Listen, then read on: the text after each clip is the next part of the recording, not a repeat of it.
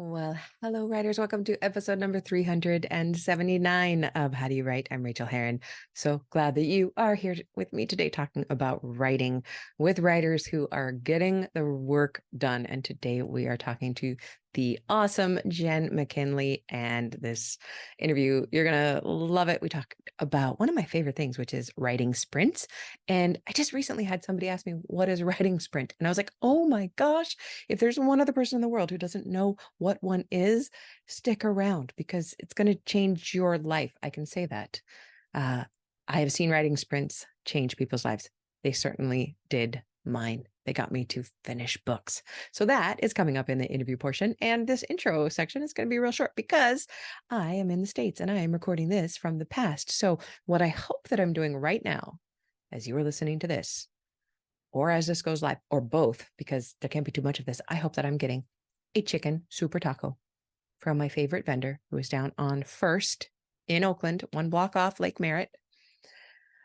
Oh my God, it's Tacos Mi Rancho, and it is the best. I will call ahead because I will be with people who will also want tacos, and I don't want to wait that long in that line.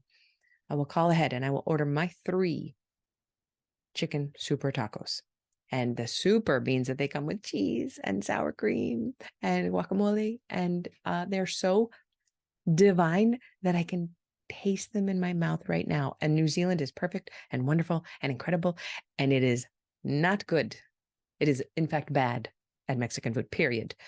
The person who makes the best Mexican food in New Zealand is this weta, Rachel. I make very, very good Mexican food. And it's not my culture. It is not mine. And so that means that I'm not good at it. I'm good for a white person making Mexican food, and I miss it so much. So that is what I am hoping I am doing when you are listening to this, is eating real Mexican food. Oh my gosh, I absolutely cannot wait. So that's what I'm doing. I'm also probably hoping that you will join me over in 90 Days to Done.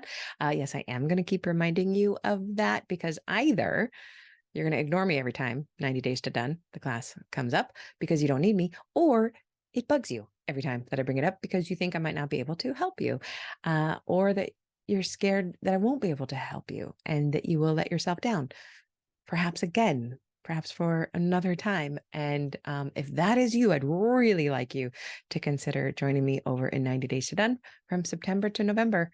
Write your book or finish your book. Let me help. I have an incredible, truly a believable track record in this of getting people and their books over the finish line. And I love to do it. So please, rachelherron.com/90 if you're interested in that. And now, while I enjoy my tacos and you enjoy listening to people talk about writing, let me tell you about Jenn. Jenn McKinlay is the award-winning New York Times and USA Today and Publishers Weekly bestselling author of several mystery and romance series. Her work has been translated into multiple languages in countries all over the world. She lives in sunny Arizona in a house that is overrun with kids, pets, and her husband's guitars. Summer Reading is her most recent novel. And honestly, Arizona has some good Mexican food too. I'm just saying. All right. Please enjoy this interview. Maybe please get a taco yourself tonight, no matter where you live. And happy writing to all of you. Here we go. Well, I am so pleased today to welcome you to the show. Will you please share your name and pronouns with us? Yes, I am Jenn McKinlay, and I am she, her, hers. Thank you so much. Welcome, welcome, welcome. So, Summer Reading, your newest book, I think it comes out this week that we're talking. Is that right? Next week, the 16th. Next Yes. week. Okay. That is exciting. And how are you feeling about it? Really good. I mean, it's like setting your child loose out there in the world. So, there's that. But no, it's a book that I love. I'm so happy to share it with people and look forward to hearing what people think. And I just found out 10 minutes ago, it got a starred review in Library Journal. So that was nice. And it already had one from Booklist. So I was like, do. Oh, the best feeling in the world. It's a Congratulations. little bit of validation. Yeah. Honestly, that's a validation that that's the best kind of validation for me are the stars. I don't really trust anything else. I don't even really trust the star, but I do. And I want it. And when I get it, I Yeah. really let myself enjoy it. Yes. So this is not your first time at any of these rodeos. You have done this, and I really want to talk to you about your writing process, because you just keep showing up for the rodeo and keep getting on the buck and bull, as it were. Would I you talk to us a little do. bit about your writing process? When and where and how much? How do you get it done? Yes, absolutely. Probably if I start from the very beginning, there's a why. There's a why I write so Mm, much.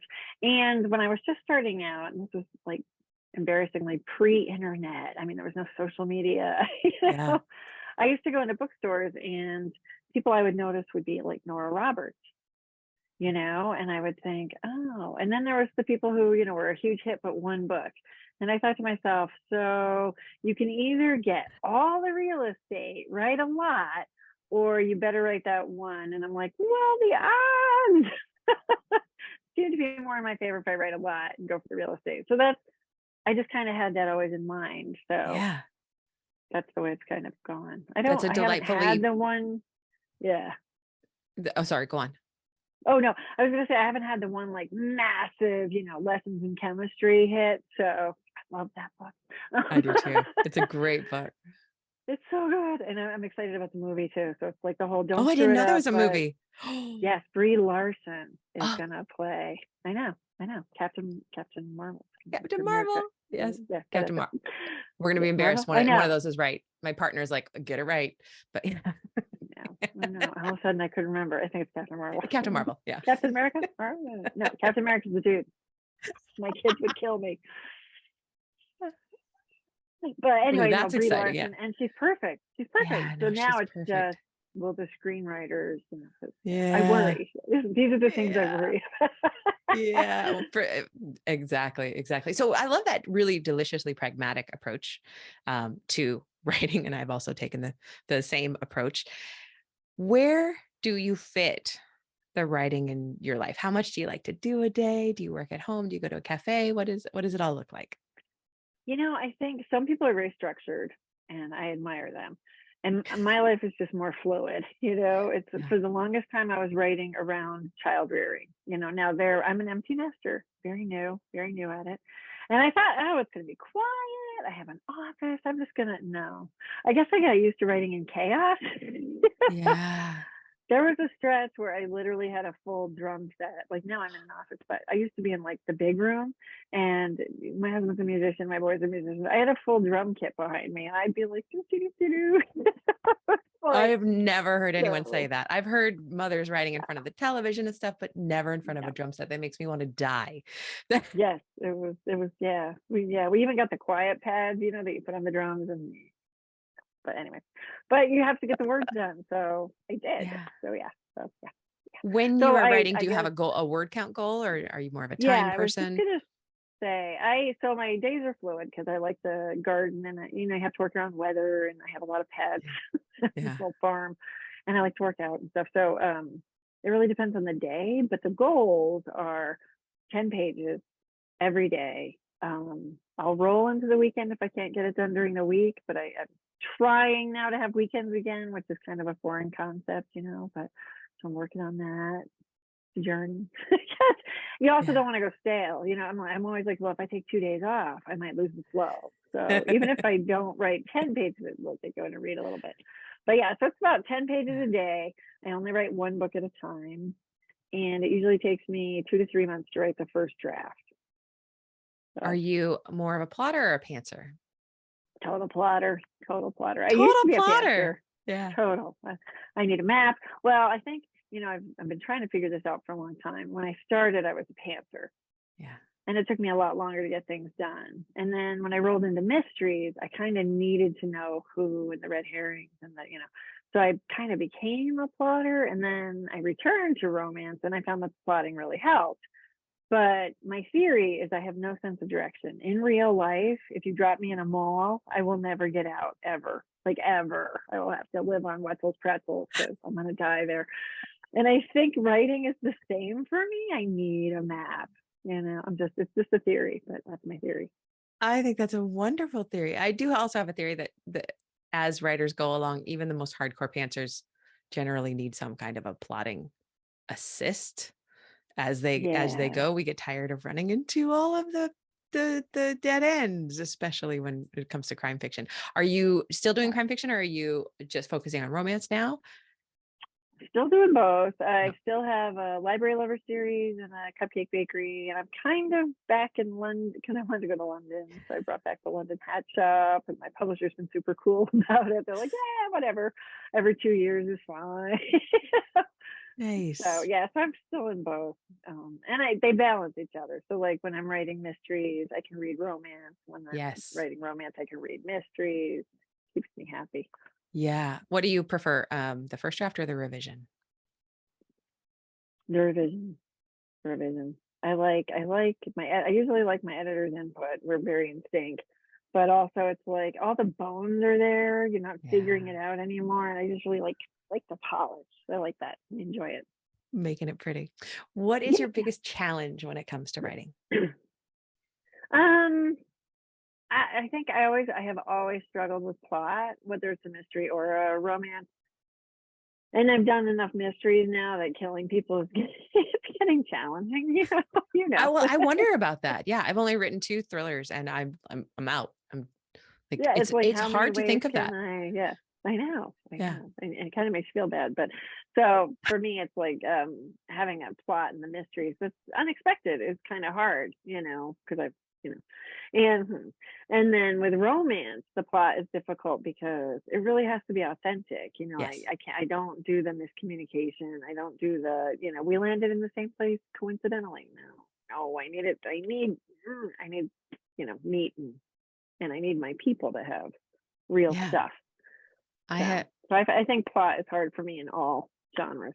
I resonate with that so much. I think I've said it before, but I gave up writing romance for the most part, um, because I think it's the hardest genre to pull off well. It's just so hard to make characters be organically perfect for each other and have real, true, deep reasons to not be together and to have real conflict. It's so hard. If you can write romance, you can write anything. It's Yeah, I know. And people will always say, "Oh, romance, it's a it's formula," and I'm like, "Not if it's good." it's so bloody hard. It What is is your because it's what is all yeah. emotion. Mm, Yeah, and they have yeah, to be true. They can't yes, be yes, manipulated or solved in a conversation. Yeah. exactly. What is your biggest joy when it comes to writing? Oh, when you nail it, when you've written that scene, and that's like, oh, that's so good. And usually you don't know Yeah. it because when you finish the book, you're so over it, and then the revisions come or the copy edits, and then you get to read it. My favorite is when I don't even remember writing something, and it comes back, and I'm like, you might know what you're doing. It's like, this is okay. So Do yeah, you that's my still joy. do you still feel imposter syndrome? Yeah, every time a book comes out, I'm just like, what were you thinking? You can't do this. But I have done it, and then I have to remind myself, no, you've done this before. It's okay. But yeah, I think It's that's so an eternal thing. I think that's forever. it's probably for the best, eh? I mean, if you're like, yeah, that's the way it is. I got this. Maybe that would probably probably not be the best. Exactly. I'm so good. Yeah, no, that's bad. Can you share a craft tip of any sort with us? Yes, in fact, this is why you need to always stay plugged into your community. So I've been kind of struggling to get my pages done, which is unusual for me. And I think it's like I said, changing to a quiet environment. I have been going to coffee shops. I've been trying everything. And then I was just randomly going through the old social media, and Eloisa James, who writes historical romance, but she's also like the chair of the English department at the university that I can't remember the name of right now. But she posted a thing and she said, "So, do you ever do writing sprints?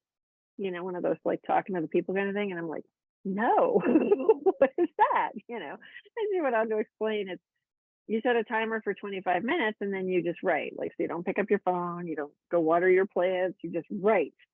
And she said the pages will accumulate. And I was like, well, give it a try. Wow, totally works. So that's my latest tip that I got from somebody else, and I vetted it. It works. Oh, I have played around with those um, quite a bit, and I have found that my dream time is usually either 15 minutes or 45 minutes. I can write hard for either one of those. And if I do a 45, then I take 15 off. And if I do the Yeah, yeah, 15, yeah. then that might be all I get that day. I know, and I Sometimes, think but I used to write for hours, and yeah. I think, now we have so many things going for our attention, and it's just, the minute it gets hard, I used to look at email, and now I'll open up social media, and it's like, no, stop it. Stop it. Email is So, my bugaboo. Nothing is gonna yeah, happen in there. Why do I have to have it open all I the time? know. And Sorry, I'm terrible at allergies. responding, of course. I'm terrible at responding to email. Like, So why am I looking at it? I'm reading it. I'm not going to respond back right now. my worst thing is I respond in my mind, and then I never write you back. So yeah, that's I helpful. I do that a lot. Yeah, for a while I actually took my email off my phone so I couldn't do that, and that was pretty great. I should do that again.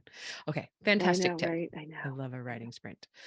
Yeah. May I ask you, what is the kindest thing anyone's ever done for you in your writing career? Wow. That's such a good question. I can't think of one specific thing because both the romance and the mystery writers communities are so insanely supportive. Um, I've been very, very fortunate to just have people support the journey, other authors reading your work, promoting your work. Lori Wild, when I had my Oh, first I love women's Lori. fiction come out, yeah, she's a Yeah. peach. When my first women's fiction came out, this was so random. I had no idea she was going to do it. It's set in Paris. It's called Paris is Always a Good Idea. I was very nervous. The pandemic had hit. Everything ugh, was Yeah. rough. And she went and she got a charm bracelet that had the Eiffel Tower on it, one of those James Avery really, really nice charm bracelets. And then she did a giveaway just to promote my book, just because she cared. And I was like, so that was very sweet. No one but another writer understands how incredible that is when somebody does that. Just, I think I the thought. Yeah. yeah, I think I Like, mentioned this the other day on the show, so I'm sorry for listeners who may have heard it, but my very first blurb ever was Susan Wiggs, and I reached out to oh, her wow. out of the blue as a brand new baby writer, not knowing any better. I reached out and said, "Will you read my book?" And she said, "Yes." And she read it and blurbed it. And I've always been so grateful to her for that. And then just like 2 weeks ago, I saw, you know how you see when on BookBub, if somebody recommends your book, Yeah. she recommended that book. It's 15 years old. It's what did it come out to? Yeah, it's 15 years old. Oh, She my God. 13 years old. She recommended the book. And I sent that email to her and I said, I still can't believe your absolute kindness to a stranger. We've never met. We've never hung out. That she like Exactly. And I think writers, that's man. writers. I mean, writers are because they get it. You're Yeah. alone, you're lonely, it's hard. Yeah. Yeah, Yeah. yeah, yeah. Oh, well, say hi to Lori the next time we talk to her. I will. I What will. is the kindest thing you've ever done for yourself as a writer? For myself. That's a really good question. I mean, it could go a couple of different ways. Go both ways. Tell me. um, I For myself, I pick locations where I want to go. So like I just Yes. went to Ireland and I'm setting a book in Ireland. So it's like that's kind of for me. But for the readers too. It is If a anybody wanted to go. write-off. It is Yeah, if anybody research. exactly. I'm like, do you want to go to Ireland with me? We're gonna next year. So I kind of do stuff like that. But I think the nicest things I do is I give myself a break. You know what I mean? Like I don't read reviews. I give Yeah. myself a break there. I never read reviews because the book's written. I'm not going to rewrite it. Doesn't matter what you think. Thanks for reviewing, but um, and when it's not going well, I'm pretty good about just putting on the brakes and saying, go take a walk, go Mm. play fetch with the dog. Give yourself a break. Don't keep you know. So it's more in the like day to day. I think for me, where I'm nice to myself. Was that a thing that came naturally to you or that you had to learn to do? I had to learn it. In the beginning, I was I mean, when you just start out, you're so hungry and you're like force things. And now I'm realizing maybe not. Take a breath, take a Take a beat. breath. It's okay. That kind of thing. So yeah, I think it comes with time, knowing that the Yeah. story will come. It will come. It always Relax. It does. does. It's relentless. It'll come when you're driving and you can't take notes. No. But it's funny how I don't know if you're like this, but I always believe that this is the book that'll break me. This is the one that's I'm not gonna figure it out. Oh yeah, this one's gonna kill me. Yeah. Yeah. Yeah. It's like I messed that up. That's just that. And then it all comes together and you're like, how did that I happen? wish I could always trust this. And most of the time I do, but not always. Not always. Not Yeah, when I'm in the no. depths of despair. Yeah. Exactly. What is the best book that you've read recently? And why did you love it? Oh, I'm glad you asked because I could do fiction because I've read a lot of really good fiction, You could as do a you do. couple if you want. Yeah. Well, but I thought because it's really a craft kind of Ooh, yes. podcast, I have two that were Ooh. both recommended to me by another writer. Thank God for other writers because I'd be an idiot without them. But the first one, and I have copies, is Seven Figure Fiction by Theodora Taylor. She's great. I haven't read that one yet, but I've heard her This on was podcasts. it just like knocked me out. I mean, it's one of those things where it's the subtitle is How to Use Universal Fantasy to Sell Your Books to Anyone. And it's one of those books that it's common sense. Like what she's telling you is something you do instinctively, but then she's pointing out where you can just like turn it up and turn it up. And I was just like, and I never thought of that. So that was one. I love that. It was like, thanks. And that came into my world, perfectly. And then this one is called Dear Writer, You Need to Quit. And that one's Becca Syme. I love Becca Syme. She's the best. Syme, thank you. And yeah, so that one's really knocked me out. I'm only halfway through that one, so I'm not quite as far. But there's just, what we were talking about before. It's so true. Writing, you have it's like a system. She really breaks it down. Like you have a system, and every single writer has a different system. But if part of your system is malfunctioning, that's why you're struggling. And it was just like, it's just a very, I don't know, I highly recommend them both because I apparently can't finish my sentence. Because you love them so much. So Becca Syme talks a lot about, it's hard to, she talks about the Clifton strengths. Have you drunk the Kool-Aid and I gone down there haven't yet? I haven't gone down. Really? Because I was just getting to that last night and I'm like, I think life-changing. Yeah. It turns a little bit cultish and it's wonderful when here's the thing, like when you know your top 10 strengths, you can focus on them. And when you know your bottom 10 strengths out of the 34, you don't have to worry about them anymore. Like what you said earlier, how you flow through your days. You don't have a set system. I have very low discipline and I've always beat myself up my whole life saying I need to be more disciplined and I need to be writing by 7 a.m. every day. And I am not. And I found out that my discipline is very low. I never have to fix that because it's so low. I don't have to worry about it. And I get stuff done in different ways by using my top strength. You got to do it. You got to do it. I have to do it. Okay. You've proselytizing. It was funny because that's good because I was looking at it. I should do that. And then I was like, well, so now you see the universe always brings you what you need. Because I was waffling and then so yeah, I will do it. I will do it. I'll come back. We'll discuss. Yes, I would love that. I am cheerfully looking forward also to the email that you will send me saying life changed. Oh yes, I understand everything now. That would be, I would it's great. All right. Speaking of understanding everything, will you please tell us a little bit about summer reading, which will be out now when people are listening to it? Oh, fantastic. Go get it. Summer reading is, we say all of our books are the book of the heart, but this one just really gets me in all the feels. It is a Portuguese chef who's going home for the summer to the family cottage on Martha's Vineyard. The only way they can afford a cottage is if they've had it for generations, because Martha's Vineyard, let's have a little reality. So anyway, while I was researching the book, I found out that Martha's Vineyard was really settled by Azorean fishermen in the beginning, so much so that like Oak Bluff, the town that I love, I've been there a million times, used to be called Little Portugal. Well, this is where the universe gives you what you need. My sister-in-law is from the Azores. She came over when she was 7. Yeah, and they have like the best food, and every time I'm back there, her family's very much like mi familia, like you're just in the family. So I've done a million holidays with them, and so all of a sudden I was like, wow, okay, so and that's how she became a Portuguese chef. Like I knew all these things as I started doing research on Martha's Vineyard. And then I had originally thought she would be a librarian, but then I was like, but I needed a librarian in it because, I wanted to type summer reading. I mean, my agent gave me the title summer reading and I was like, there has to be a librarian here because yes. He was the librarian and that was different. And, one of my friends was like, male librarians are not known for being hot. And I was like, well, he is. It's like, fiction. He's like Keanu Reeves hot. Yeah, and it's fiction. So there. But noted. So I made him super hot. I probably made him extra hot. Just to blow that stereotype. But so you have a Portuguese chef who's going home to run his vineyard. She's chaperoning her half brother, who she's not very close to. He's 14 years younger, while the parents are away. And she's lost her job at the restaurant. So she's kind of trying to figure out, she always wanted to write a cookbook, and she met this really hot guy who was reading a book on the ferry, but she's dyslexic, like severely dyslexic. Oh, yeah. So there's a little bit of the, we always carry our bags of, shame and whatnot. And she still has hers because she lost her job and she's not sure what, so it's all this stuff.